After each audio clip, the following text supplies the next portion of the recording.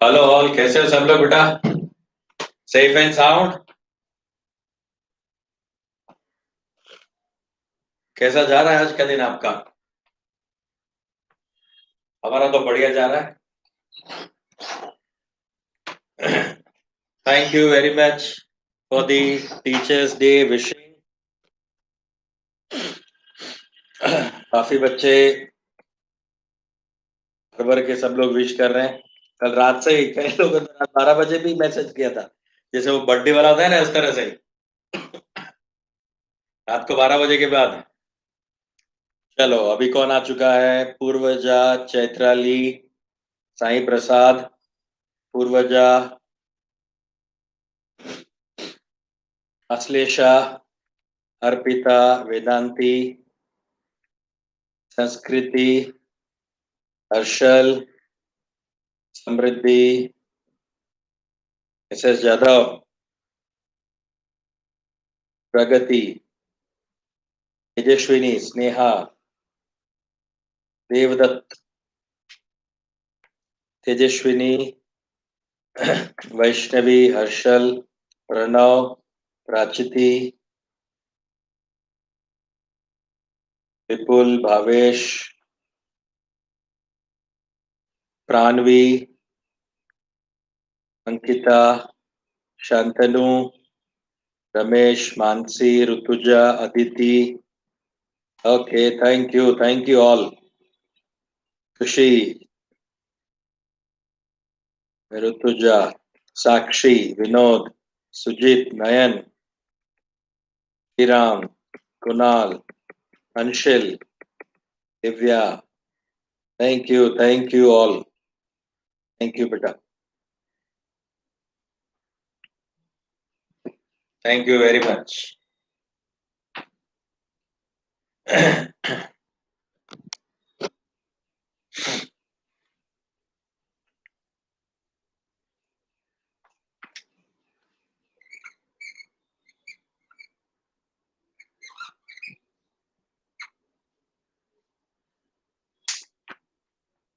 आज 20 साल पूरे हुए मैं जब से पढ़ा रहा हूं उसको।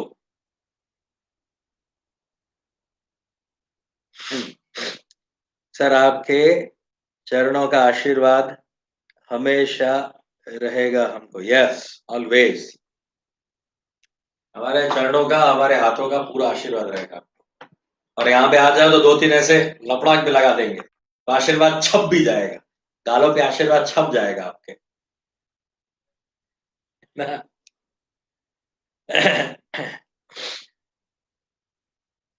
Thank you. 2020 20 साल पूरे। यस।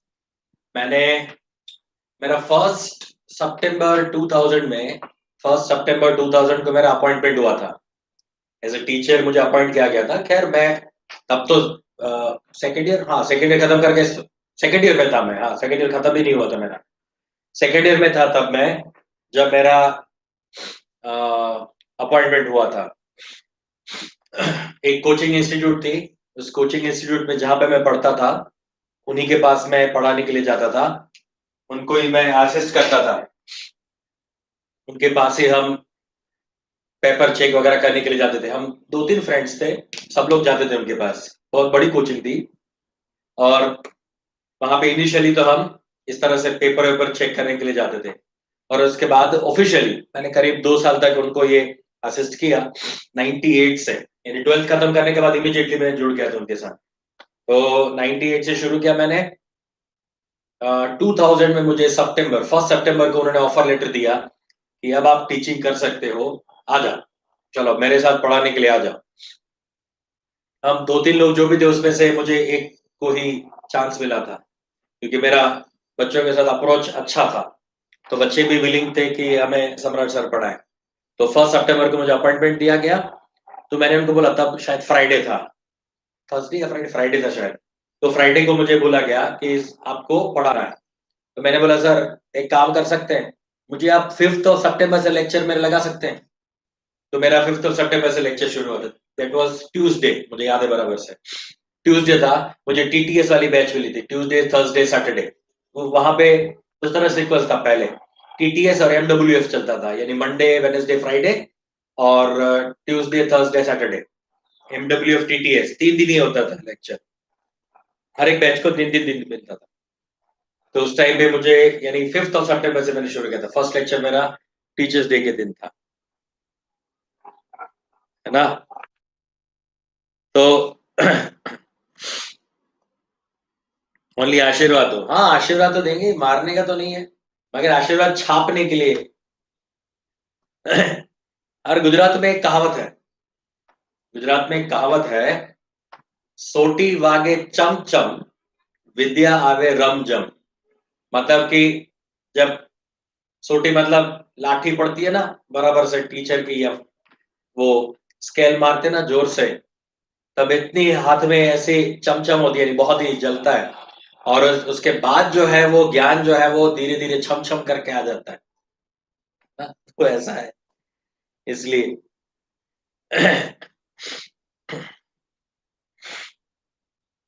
आपकी जय हो, थैंक यू।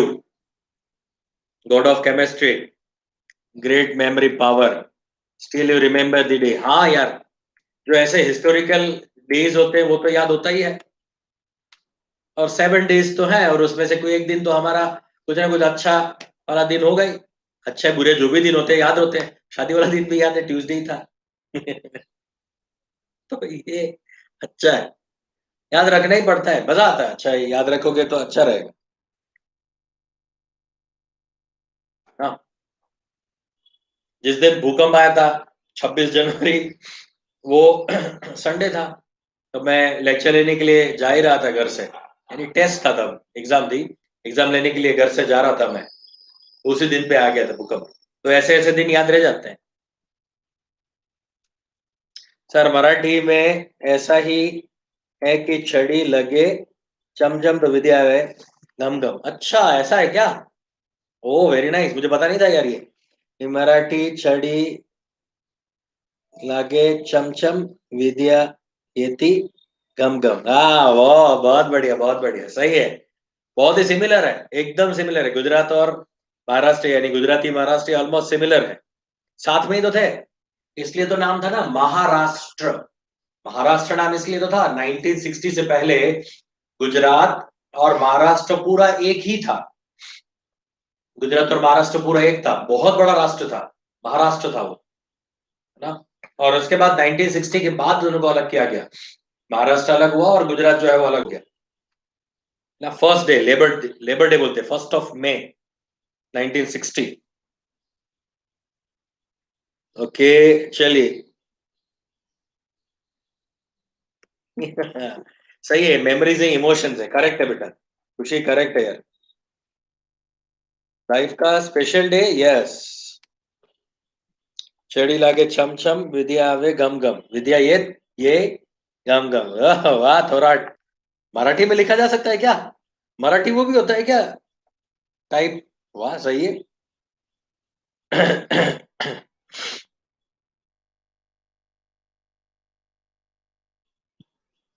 ऐसा होता है क्या पूर्वजा? हिंदी में भी ऐसा होता है, पता नहीं मुझे। सर हम इस 1 मई को डिस्ट्रीब्यूटेड हुए, डिस्ट्रीब्यूटेड नहीं, सेपरेट हुए, डिस्ट्रीब्यूट नहीं हुए, सेपरेट हुए, सेपरेट हुए वो। सौराष्ट्र बोला करते थे, हाँ, यानी पहले सौराष्ट्र होता था, पार्ट जो है वो सौराष्ट्र गुजरात, और यहाँ पे गुजरात मतलब ये महाराष्ट्र। पहले ऐसे टुकड़े होते थे ना, अलग अलग था पहले तो, बाद में सारी चीजें जो है वो साथ में आ गई। ट्रांसलेट होता है ना सर, हाँ। अच्छा, अल्टरशिफ्ट से ट्रांसलेट होता है क्या? वाह, ये पता नहीं था मुझे। Nothing is impossible when you are with, we are with you. Okay, वाह, yup, okay, very nice, very nice, चलो बहुत बढ़िया। तो कल आप लोग मुझे बोल रहे थे एडवांस में टीचर्स डे वाला, मगर मुझे पता ही था कि हम मिलने वाले ही हैं, तो एडवांस में टीचर्स डे मनाने का कोई फायदा नहीं है। टीचर्स डे के दिन यहाँ पे हम लास्ट ईयर क्या किया था, लास्ट ईयर हमने बच्चों को लड्डू खिलाए थे, मोतीचूर के लड्डू खिलाए थे बच्चों को हमने लास्ट ईयर।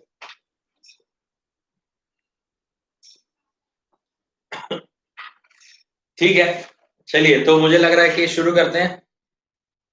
संस्कृति नहीं बच्चे, पेपर डिस्कशन इवनिंग में करेंगे, इवनिंग में करेंगे पेपर डिस्कशन, और मंडे को करेंगे, मंडे को करेंगे इवनिंग में पेपर डिस्कशन।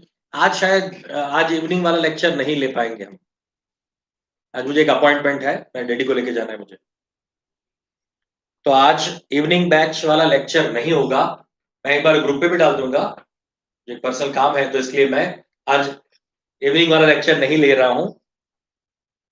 ठीक है, तो आज नहीं, हम मंडे को पेपर सॉल्व कर लेंगे।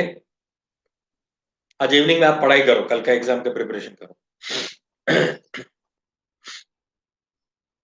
हमारा वो दिन कब आएगा, कौन सा दिन? हाँ, लड्डू वाला आ जाएगा, आ जाएगा, बहुत जल्दी आ जाएगा, बहुत जल्दी आने वाला है आपका लड्डू वाले दिन, बहुत जल्दी आने वाले हैं, है ना। चलिए तो शुरू करें। हमने कल कहां तक डिस्कस किया था? आई थिंक हमने डिस्कस कर लिया था कि अलग अलग टाइप्स जो है वो डिस्कस किए थे। मैंने लास्ट में आपको, मुझे ऐसा याद है कि बेंट्स रूल बताया था। मैंने बोला था कि जो ज्यादा इलेक्ट्रोनेगेटिव होता है उसको क्या करते हैं, वर्टिकली अरेंज करते हैं, और वो एक शेल पोजीशन पे होता है ना, एक शेल पोजीशन पे होता है, वो वाला हमने डिस्कस किया था। हाँ, लॉन पेस कहाँ पे होते हैं वो वाला हम डिस्कस कर रहे थे। Very nice, very nice. चलिए ओके, अब उसे मैं थोड़ा और एक चीज भी बता देता हूँ, उसमें और एक चीज पे भी हम फोकस करते हैं कि अगर, अच्छा ये हमारा लेक्चर है 23rd, एक्चुअली इतना भूल गया।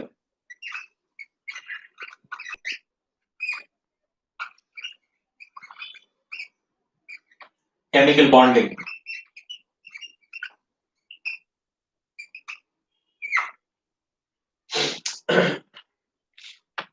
चलिए तो ये है, लोन बेस कहाँ पे अरेंज करने, वो वाला हमने कर लिया था। चलो अब हमें डिसाइड करना है, या फिर अब जो हमारा पॉइंट आ रहा है वो है,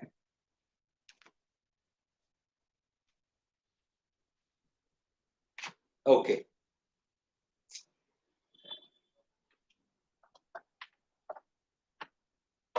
देखो, हमने ये तो बता दिया आपको कि अगर मान लो AB2 टाइप है, तो AB2 में ए के साथ दो बी जो है वो सिंगल बॉन्ड से अटैच्ड हो सकते हैं, या फिर डबल बॉन्ड से अटैच्ड हो सकते हैं।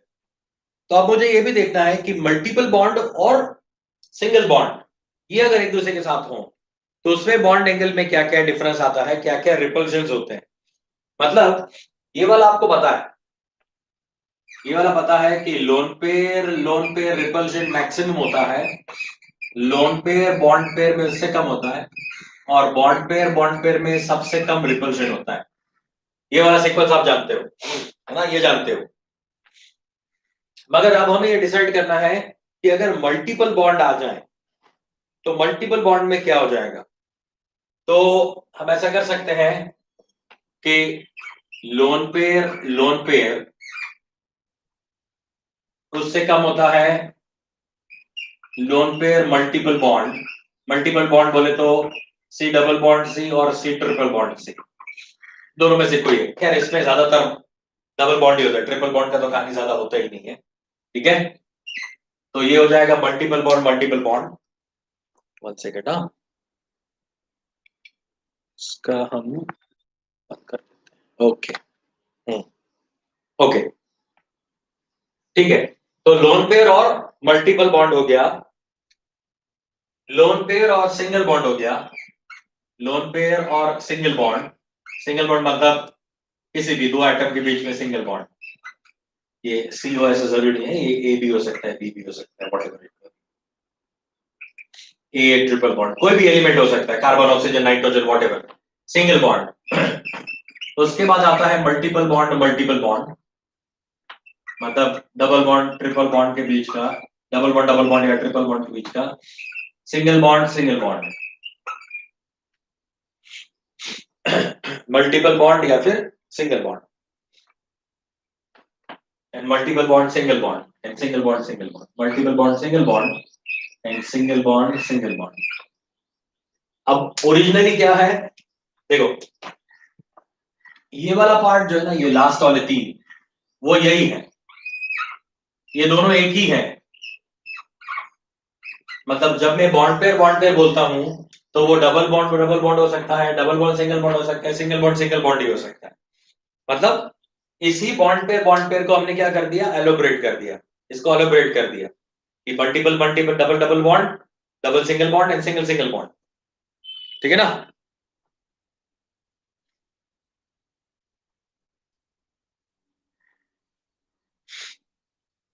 ओके, अजिंक्य, अच्छा, ओके, ठीक है, वापस रिपीट करेंगे कुणाल। ओके, देखो, बॉन्ड पेयर में तीन टाइप के हो सकते हैं, multiple multiple, multiple single and single single. मतलब ये बॉन्डेड ही है ना, ये ऑलरेडी बॉन्डेड है। तो बॉन्डेड बॉन्डेड अगर है तो डबल बॉन्ड के बीच में रिपल्शन मैक्सिमम होगा, डबल बॉन्ड सिंगल बॉन्ड के बीच में इससे कम, और सिंगल बॉन्ड सबसे कम हो जाएगा। ठीक है, सबके लिए एग्जाम्पल दे रहा हूं मैं अभी। अच्छा, ये वाला जो पार्ट है, ये वाला पार्ट, ये लोन पेयर वाला ही है, मतलब ये दोनों सेम है। देखो, ये लोन पेयर तो लोन पेयर है। अच्छा, लोन पेयर बॉन्ड पेयर, मतलब लोन पेयर बॉन्ड पेयर में ये दो टाइप आ जाएंगे, ये दो टाइप आ जाएंगे लोन पेयर बॉन्ड पेयर में। इसमें आप देख सकते हो ये दोनों सेम है, क्योंकि इसमें एक लोन पेयर है। बॉन्ड पेयर दो तरह की हो सकती है, मल्टीपल या फिर सिंगल, तो मल्टीपल और सिंगल। और यहाँ पे क्या है, बॉन्ड पेयर तीन तरह की हो सकती है, multiple multiple, multiple single, single single. ठीक है, ओके, चलिए अब एग्जांपल्स लेते हैं, एग्जांपल लेने शुरू कर देता हूं मैं। पहले यहां से शुरू करता हूं, सिंगल बॉन्ड से। मतलब ये ए है और उसके साथ ये बी जो है वो single bond, no lone pair, no lone pair. A के साथ ये मल्टीपल बॉन्ड है, यानी डबल बॉन्ड से हमने जोड़ दिया है यहाँ पे बी को, और सिंगल बॉन्ड से जोड़ा है इसको। या फिर मैं ले सकता हूं यहाँ पे मल्टीपल मल्टीपल बॉन्ड। ठीक है,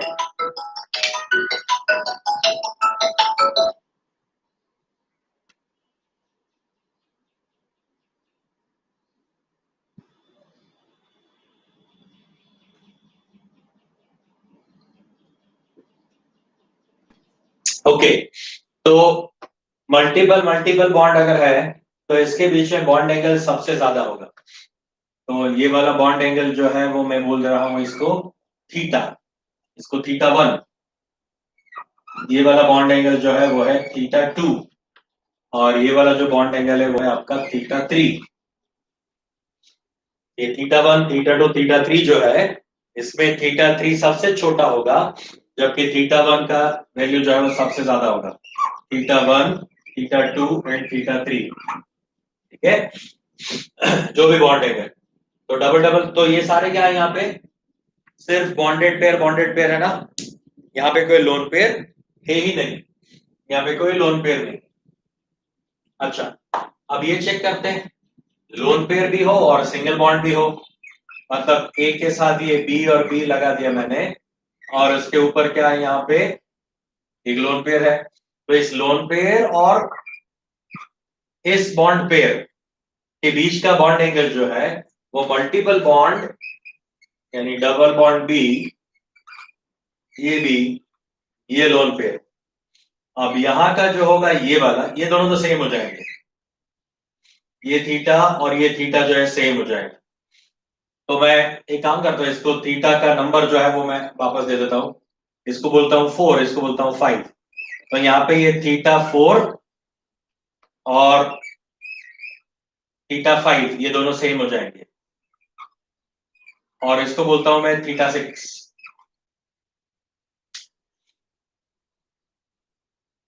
तो ये थीटा सिक्स है, तो आप मुझे बताओ, देखो ये बॉन्ड पेयर है, ये बॉन्ड पेयर है, जबकि ये बॉन्ड पेयर लोन पेयर है। तो किसका बॉन्ड ज्यादा ज्यादा बड़ा हो जाएगा? कौन सा बॉन्ड एंगल ज्यादा बड़ा होगा? लोन पेयर और single bond. Lone pair single bond ज्यादा बड़ा होता है बॉन्ड पेयर के कंपैरिजन में। तो यहाँ पे थीटा 4 और थीटा 5 दोनों सेम होंगे और उससे छोटा हो जाएगा थीटा 6, क्योंकि ये सिर्फ बॉन्ड पेयर है तो उसका बॉन्ड एंगल क्या हो जाएगा? छोटा हो जाएगा, है ना? Sir lone pair bond pair angle को अफेक्ट करता है क्या? यस, ऑब्वियसली ना, क्योंकि लोन पेयर जो है वो बॉन्ड पेयर को धक्का मार सकता है, पुश करता है वो। Number of lone pair is inversely proportional to bond angle. Yes, जितने ज्यादा होंगे उतने ही बॉन्ड एंगल छोटा हो जाएगा। देखिए वापस, तो ये वाला बॉन्ड जो है, यानी ये वाला जो बॉन्ड एंगल है और ये वाला बॉन्ड एंगल जो है वो क्या होगा? इक्वल होगा, जबकि ये वाला बॉन्ड एंगल ऑब्वियसली उससे छोटा ही हो जाएगा, क्योंकि ये तो लोन पेयर सिंगल बॉन्ड के बीच का रिपल्शन वो ज्यादा होता है, मतलब दूर होता है। जबकि ये दोनों ये दोनों बॉन्ड तो क्या है? सिंगल सिंगल बॉन्ड है, तो उसके बीच का रिपल्शन क्या है? वो कम हो जाएगा, मतलब ये छोटा हो जाएगा बॉन्ड लेंथ। तो थीटा 6 जो है वो छोटा होता है। अच्छा, अब यहाँ पे देखो वापस, ये वाला देखो, यहाँ पे आपके पास तीन टाइप के बॉन्ड्स बन रहे हैं।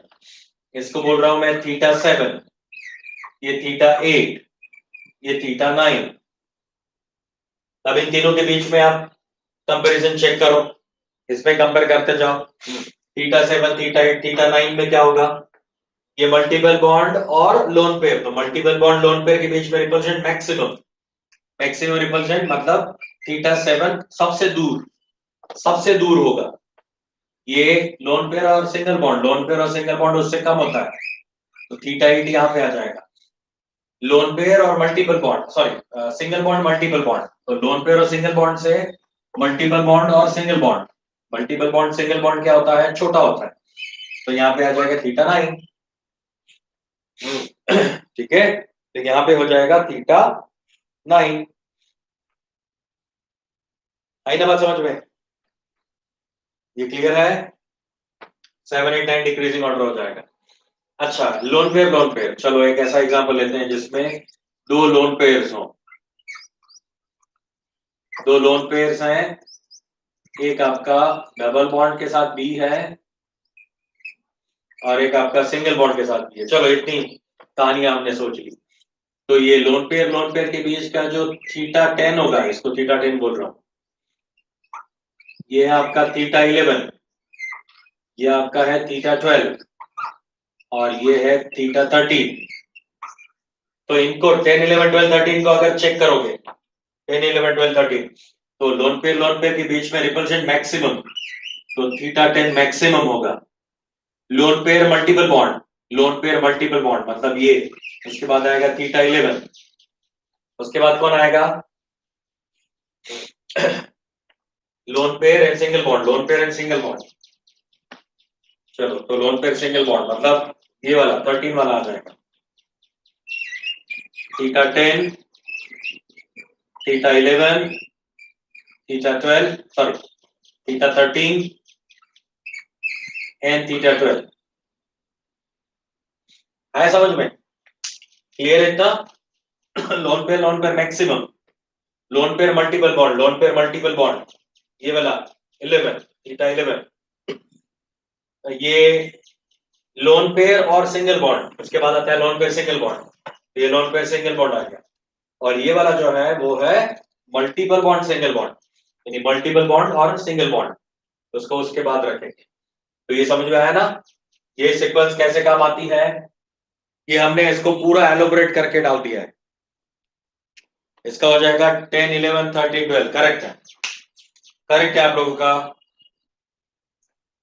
पूरोजा, तेजस, चैत्राली, वैष्णवी, खुशी, विनोद, संकेत, करेक्ट है। 10, 11, 13, 12। तो ये एग्जांपल्स आप दिमाग में रखना, ये सीक्वेंस एक बराबर से याद रखना। समझा ना? ये क्लियर है? एनसीईआरटी में सिर्फ ये सीक्वेंस दी हुई है, सिर्फ एक ही सीक्वेंस है। ये वाला सीक्वेंस मैंने आपको एडवांस लेवल तक बता दिया, मतलब कॉम्पिटिटिव एग्जाम्स में ये आपको दिमाग में रखना पड़ेगा, ये सीक्वेंस याद रखनी पड़ेगी। बहुत सिंपल है, lone pair lone pair lone pair ही है। लोन पेयर और बॉन्ड पेयर, तो बॉन्ड पेयर में दो तरह के हो सकते हैं, मल्टीपल बॉन्ड हो सकता है, सिंगल बॉन्ड हो सकता है। तो लोन पेयर मल्टीपल बॉन्ड का ज्यादा रिपल्शन होता है लोन पेयर सिंगल बॉन्ड के कंपैरिजन में, बट नेचुरल है, सिंगल बॉन्ड से डबल बॉन्ड ज्यादा रिपल करता है ना, बड़ा होता है, तो वो पहले आएगा और उसके बाद आएगा सिंगल बॉन्ड। अब ये बॉन्डेड पेयर में क्या होता है, बॉन्डेड पेयर में तो मल्टीपल बॉन्ड और सिंगल बॉन्ड, तो मल्टीपल मल्टीपल सबसे ज्यादा, उसके बाद मल्टीपल सिंगल और सिंगल सिंगल लास्ट में, सिंगल सिंगल लास्ट। इस तरह से हम उसका बॉन्ड एंगल डिसाइड कर सकते हैं। ये कॉपी कर लो, ये कहीं नहीं मिलेगा, ये कहीं नहीं मिलेगा, ऐसा आपको ढूंढ लो कहीं पे भी, कहीं नहीं मिलेगा। ये लिख लीजिए पूरा, मैंने उल्टा शुरू किया बेटा, तो समझना इजी हो जाएगा। 1 2 3 4 2 अप टू 13 थीटा तक उल्टा गए हैं, समझना इजी हो जाएगा।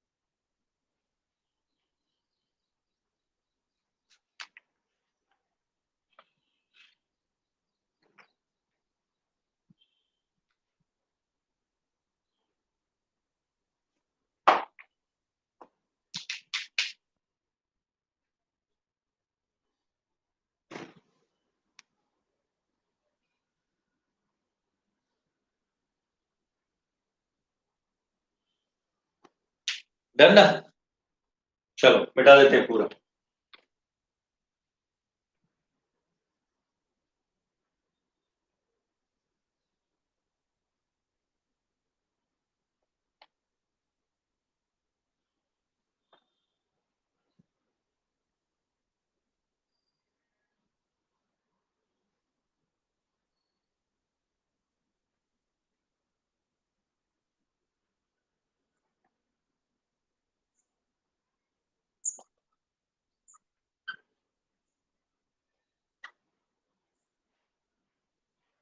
ओके,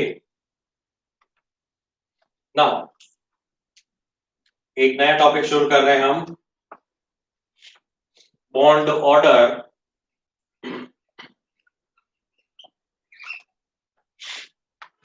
इन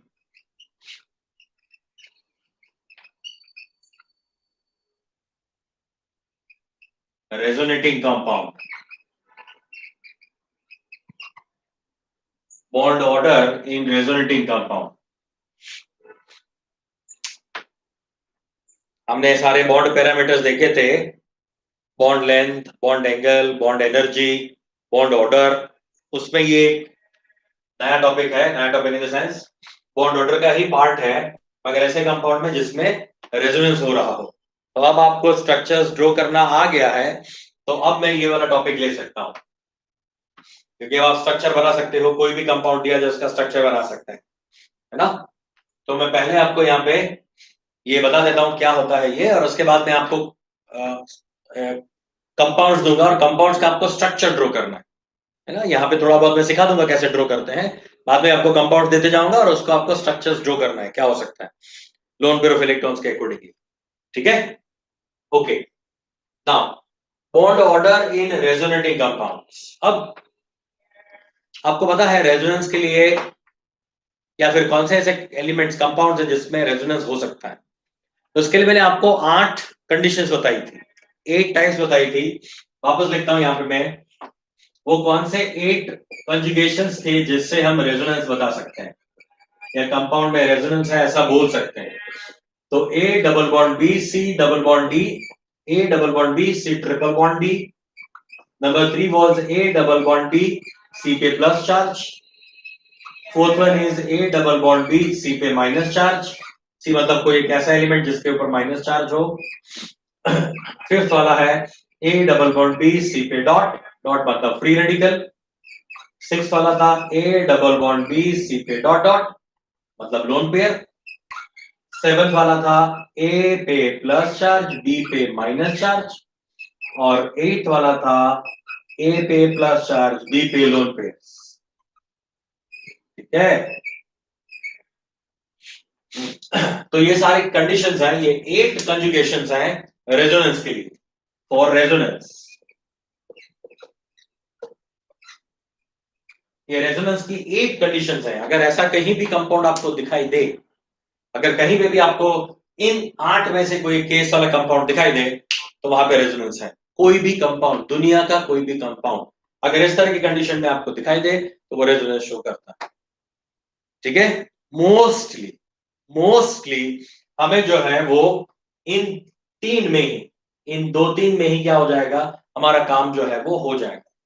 इससे ज्यादा बहुत आगे जाने की जरूरत नहीं है।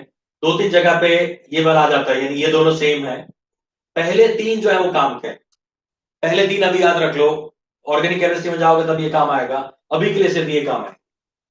अगर किसी भी कंपाउंड में इस तरह की कंडीशन है तो उसमें हमें बॉन्ड ऑर्डर डिसाइड करना पड़ेगा।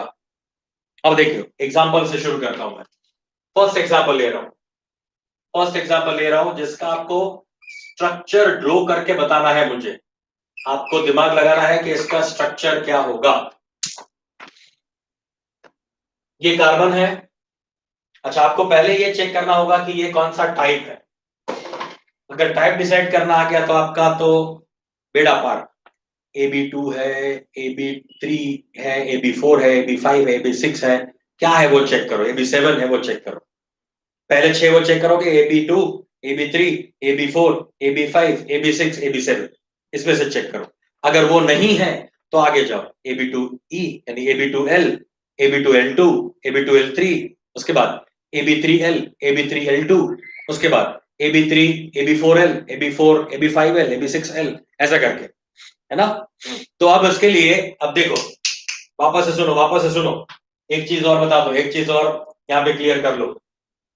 अगर अगर अगर अगर अगर मगर जो भी करो, मगर आपके कंपाउंड में कहीं नाइट्रोजन दिखाई दे, फास्फोरस दिखाई दे, ऑक्सीजन दिखाई दे, सल्फर दिखाई दे, फ्लोरीन, क्लोरीन, ब्रोमीन, आयोडीन, ऐसा कोई भी दिखाई दे, अगर आपके कंपाउंड के पास, अगर आपके कंपाउंड में इन 9 या 3 या 3 6 और 2 8, 8 में से कोई भी अगर एक एलिमेंट दिखाई दे, सुनना बराबर से, सुन लेना बराबर से, अगर इन 8 में से कोई भी एलिमेंट दिखाई दे, तभी आप उसमें लोन पेयर्स की बात सोचो, क्योंकि ये 8 जो है वही लोन पेयर वाले हैं जो आपको याद रखने हैं। इनके पास होते हैं 6 लोन पेयर्स, इलेक्ट्रॉन यानी 3 पेयर्स होती है। हेलोजन के पास 3 पेयर्स हैं, 3 पेयर्स ऑफ इलेक्ट्रॉन्स हैं। इनके पास 2 पेयर होते हैं, इनके पास 1 पेयर होता है, इलेक्ट्रॉन का 1 पेयर होता है। ठीक है, इन 8 को ही, इन 8 को ही आपको क्या करना है, एल वाले में लेना है, नहीं AB2L, AB2L2, AB2L3। जो एल आता है ना, उसके लिए compulsory nitrogen, phosphorus, oxygen, sulphur या हेलोजन में से कोई होना अति आवश्यक है। अगर नहीं है तो लोन पेयर नहीं है। क्या यहां पे नाइट्रोजन दिख रहा है ना, नाइट्रोजन है ही नहीं, सल्फर है ही नहीं, फास्फोरस नहीं है, कार्बन है। इन 8 में से नहीं है तो वो हमेशा हमेशा हमेशा वो 6 में से ही कोई एक होगा। AB2, AB3, AB4, AB5, AB6, AB7, इन 6 में से ही कोई एक होगा। बराबर से सुन लो, कान खोल के, आंख खोल के सुन लो और देख लो।